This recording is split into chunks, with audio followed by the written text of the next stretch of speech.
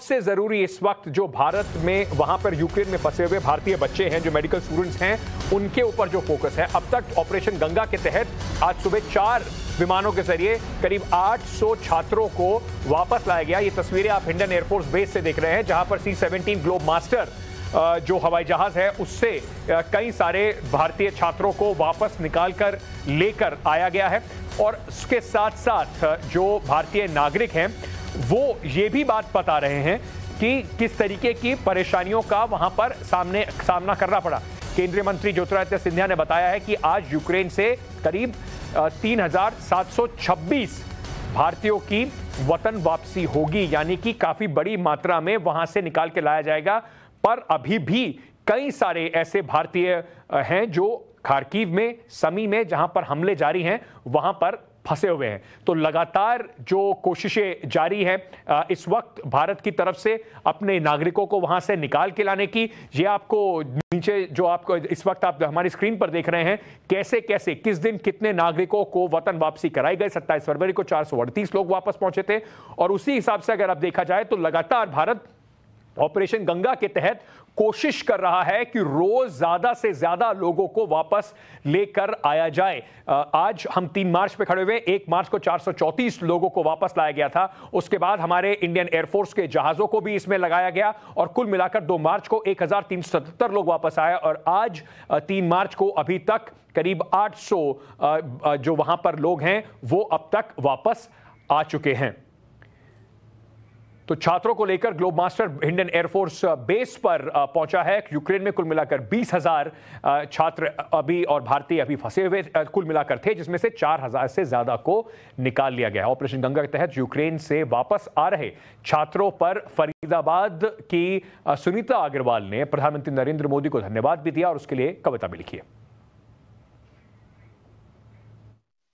अच्छा, आपने पीएम मोदी के जिस तरह ऑपरेशन गंगा तहत और काफी लोग बच्चे आए हैं, अपने पोएम में अगर आप सुना दें तो बहुत बेहतर है। ये हाँ, पीएम मोदी के लिए सुनाइए। मैं आपको ऑडियो भी दे सकती हूँ अपनी। आप फोन मुंह से सुना दें तो ज्यादा बेहतर रहेगा। मैं भी लिखी है, कुछ चंद शब्द जो है मोदी जी के लिए लिखे हैं मैंने। मोदी जी तुमको शत शत प्रणाम। मोदी जी तुमको शत शत प्रणाम। तुम ही हो जिसने सुनी बारूदों पे बैठे बच्चों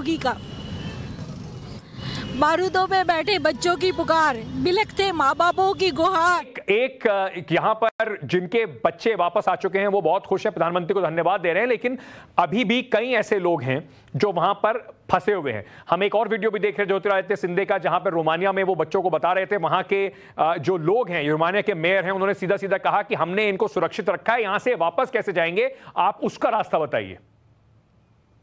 देखिए अंकित, मैं आपको बताऊं, ये जो ऑपरेशन गंगा भारत कर रहा है, ये इसकी एक मिसाल पूरे विश्व में कायम होगी। और मैं काफी ज्यादा ऑप्टिमिस्टिक हूँ, होपफुल हूँ कि जितने भी हमारे वहाँ छात्र फंसे हैं, हर छात्र को वापस लेके आया जाएगा। मैं काफी वहाँ पर जो राजदूत हैं हमारे और भी लोग जो इसमें कार्यरत हैं, उनसे मेरी बात हो रही थी। सबके सब जिसे कहते हैं कि उन इस जज्बे के साथ काम कर रहे हैं कि एक भी छात्र, एक भी भारत का नागरिक वहां ना रहे, किसी तरह उनको निकालें। दिक्कतें हैं क्योंकि देखिए, प्रधानमंत्री ने कल व्लादिमीर पुतिन से दोबारा बात की और कहा कि आप इस बात को सुनिश्चित करें। और मैं आपको बताऊं कि कई चीजें बाहर नहीं आती, पर इस बात में भारत ने बड़े जिसे कहते हैं कड़े स्वर में जो कहा जा सकता है वो अपनी बात कही है कि देखिए, हमारे लिए हमारे नागरिक वहां फंसे हुए हैं, एक हमारे नागरिक की मृत्यु भी हो गई, आप हमारे नागरिकों को सेफ पैसेज प्रोवाइड करें। और फिर दोबारा उन्होंने इस बात को जोर दिया कि आप युद्ध विराम करें।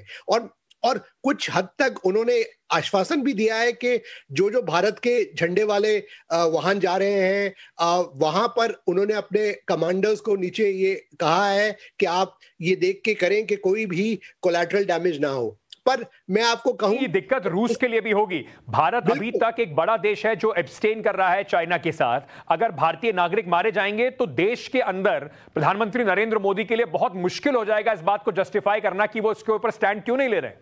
बिल्कुल, देखिए मैं आपको बताऊं, ऑलरेडी भारत के लिए ये एक असमंजस की स्थिति थी, क्योंकि देखिए एक तरफ भारत जो है हमेशा फ्रीडम की बात करता रहा है और हमेशा पक्षधर रहा है एक शांति का।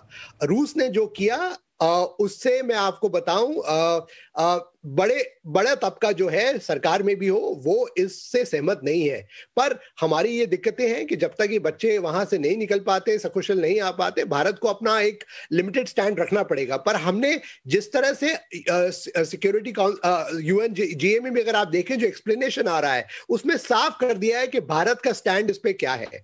और मैं आपको कहूं कि ये जो हो रहा है, 4 मंत्री वहां बैठे हैं, इस सब से एक क्लियर मैसेज जाता है कि इंडिया केयर्स, भारत अपने हर नागरिक पर जिसे कहते हैं एक वचनबद्ध है। और प्रधानमंत्री ने कहा भी है कि वो वचनबद्ध है हर नागरिक को वहां से निकाल के लाने के लिए। और जैसा आपने वो कविता सुनी, मैं समझ सकता हूं दर्द। कई माँ बाप हैं जो अभी भी आपका ब्रॉडकास्ट देख रहे होंगे, उनके मन में बहुत शंकाएं होंगी, पर मैं यही कहूंगा कि आप आश्वस्त रहें, क्योंकि जिस तरह से हमारा ये ऑपरेशन चल रहा है, दिक्कतों के बावजूद, मैं अपने अनुभव से ही कह सकता हूं, इतने सालों से मैंने विदेश मंत्रालय और विदेशी जो मैटर्स हैं, डिफेंस मैटर्स को कवर किया है, कि ये जो है एक बड़ा यूनिक ऑपरेशन है। जिस तरह से तालमेल चल रहा है हमारे सिक्योरिटी फोर्सेस, मैं आपको बताऊं कि पल पल का, जैसे कल इंडिया ने एडवाइजरी जारी की और मैंने आपके चैनल पे ही पहले कह दिया था कि भाई ये इसका कारण है क्योंकि हमारे पास जो खुफिया सूत्र है उनसे हमें पता चल गया था कि इन जगह पर अटैक हो सकता है। तो हम लगातार जिसे कह रहे हैं कि उसकी पे भी नजर रख रहे हैं कि अपने सूत्रों से कि कहां पर अटैक हो रहा है, वहां पर हमारे भारतीय तो नहीं फंसे, किसी तरह उनको निकाल पाए। पर जिसे कहते हैं भारत की एक मजबूरी है कि वो अपने पर्सनल को यूक्रेन के अंदर नहीं भेज सकता, ना अपने स्पेशल फोर्सेस को वहां भेज सकता है। हम बाहर से रहकर ही जो हम कर सकते हैं हमें करना पड़ेगा। तो जाहिर बात, ये जानकारी साझा करी उन सब मित्रों के साथ, यानी कि भारत हो या चाइना हो, जिनके नागरिक वहां पर फंसे हुए थे, कि हम आपको एक विंडो जरूर दे रहे हैं कि आप कोशिश करके अपने नागरिकों को वहां से निकालिए।